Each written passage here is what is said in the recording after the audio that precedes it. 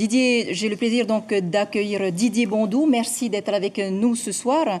Vous êtes ici en tant que président du syndicat des médecins libéraux de Polynésie.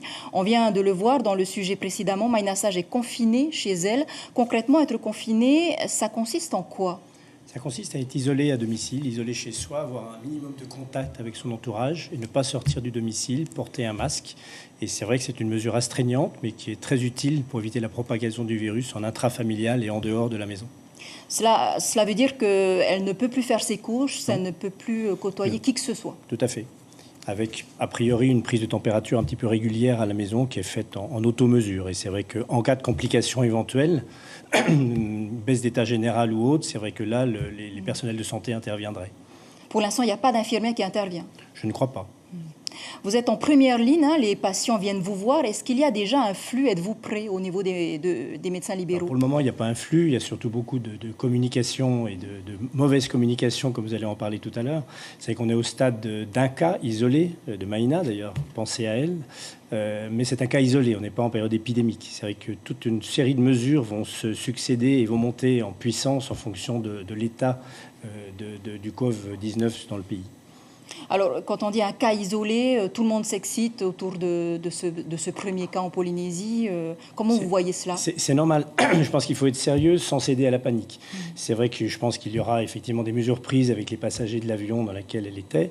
Les personnes à risque sont celles qui étaient le plus proches d'elle. Évidemment, le virus ne saute pas sur des centaines de mètres.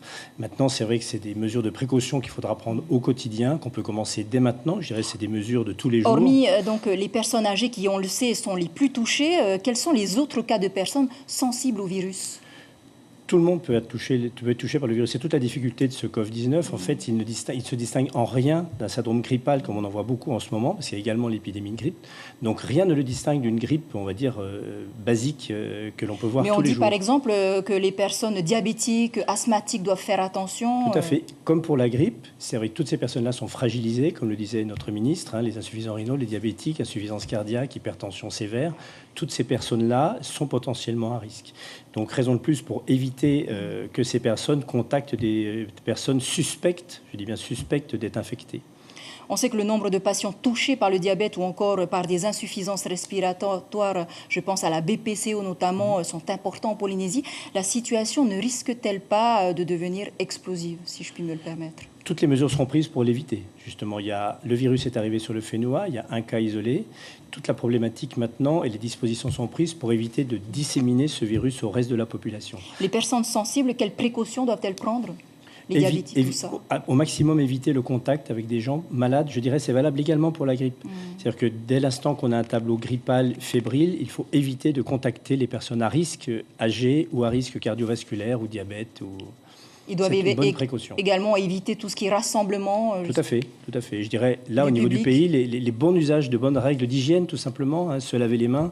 Il va peut-être falloir changer les habitudes polynésiennes, de faire la bise à tout le monde. C'est vrai qu'il va falloir, pendant un certain temps, peut-être mettre une croix dessus. Mais pour le bien du pays, je pense que c'est nécessaire. Merci beaucoup, Didier Bondou, d'avoir accepté notre invitation. Je rappelle que vous êtes donc président du syndicat de l'ordre du syndicat des médecins libéraux.